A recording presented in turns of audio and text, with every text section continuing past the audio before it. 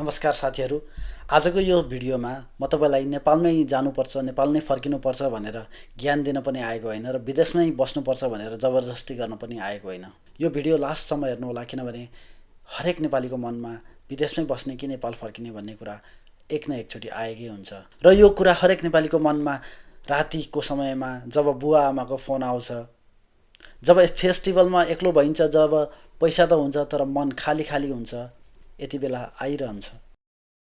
नेपालमा बस्नेले सोच्छ विदेश गएपछि लाइफ सेट हुन्छ, र विदेशमा बस्नेले सोच्छ नेपाल भए कति शान्ति मिल्थ्यो।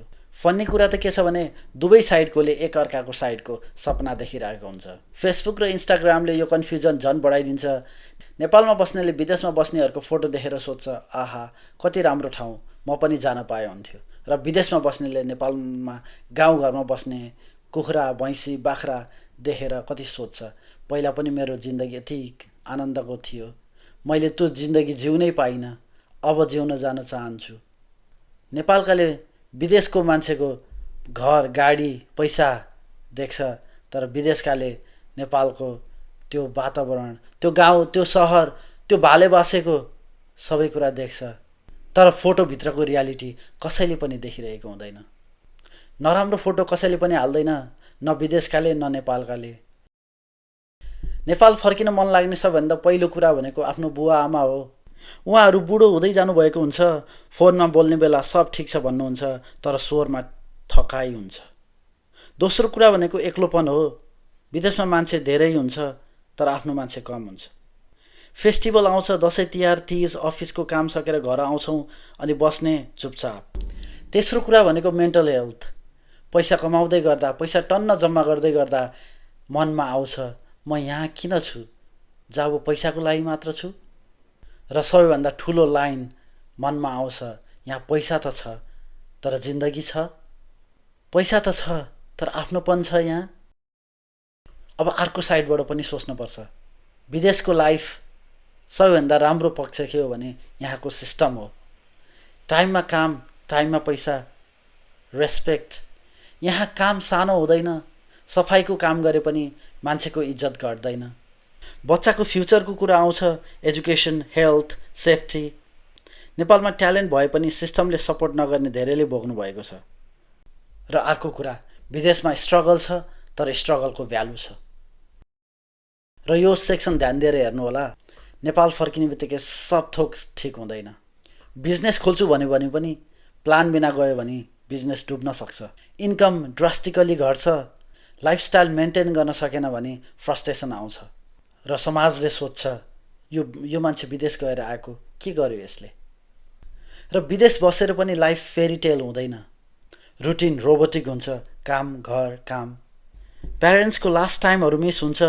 नेपालमा विदेशी भइन्छ, विदेशमा इमिग्रेन्ट भइन्छ। एउटा स्ट्रङ लाइन याद आउँछ, नेपाल फर्केर पनि स्ट्रगल छ, विदेश फर्केर पनि स्ट्रगल छ, फरक यति हो स्ट्रगलको टाइप। नेपाल फर्किन राम्रो हुन्छ if your income plan is clear. यदि तपाईँको फ्यामिली प्रायोरिटीमा पर्छ भने तपाईँ नेपाल फर्किँदा राम्रो हुन्छ। तपाईँ आफ्नो लाइफस्टाइल एडजस्ट गर्न सक्नुहुन्छ भने नेपाल फर्किँदा ठिक हुन्छ। र तपाईँलाई पैसाभन्दा ठुलो शान्ति लाग्छ भने नेपाल फर्किँदा ठिक हुन्छ। विदेश बस्न राम्रो हुन्छ if you are building your career. यदि तपाईँको पिआर अथवा लङ टर्म प्लान छ भने तपाईँ विदेश बस्न राम्रो हुन्छ। यदि तपाईँको लनलिनेस ह्यान्डल गर्ने सक्ने क्षमता छ भने तपाईँ विदेश बस्न राम्रो हुन्छ। र तपाईँको फ्युचर मेन गोल भनेको चिल्ड्रेन हो। चिल्ड्रेन बच्चा बच्चीलाई राम्रो शिक्षा दीक्षा पढाइदिने हो भने तपाईँ विदेश बस्न राम्रो हुन्छ। याद राख्नुहोस्, गलत डिसिजन हुँदैन, गलत प्रिपेरेसन मात्र हुन्छ। कहिलेकाहीँ म पनि सोच्ने गर्छु, नेपाल नै फर्किनुपर्छ कि क्या हो।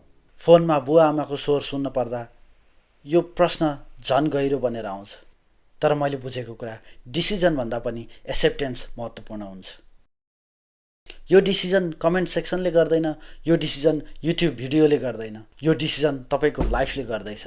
नेपाल फर्केर पनि रेस्पोन्सिबिलिटी लिन सक्नुहुन्न भने तपाईँ नेपाल फर्केर काम छैन। विदेश बसेर पनि आफ्नो मनबाट भाग्नुभयो भने त्यो काम छैन।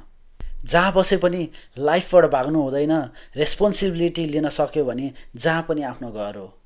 तपाईँको विचार के हो? विदेशमै बस्ने सोचमा हुनुहुन्छ कि नेपाल फर्किने सोचमा हुनुहुन्छ, कमेन्टमा रेस्पेक्टफुल कुरा गरौँ र तपाईँको एउटा कमेन्टले अरू थुप्रै मान्छेहरूलाई मोटिभेट गर्न सक्छ। तपाईँको एउटा स्टोरीले थुप्रै मान्छेहरूलाई ज्ञान दिन सक्छ, मोटिभेट गर्न सक्छ। त्यसकारण आफ्नो स्टोरी राख्नुहोस् कमेन्ट सेक्सनमा।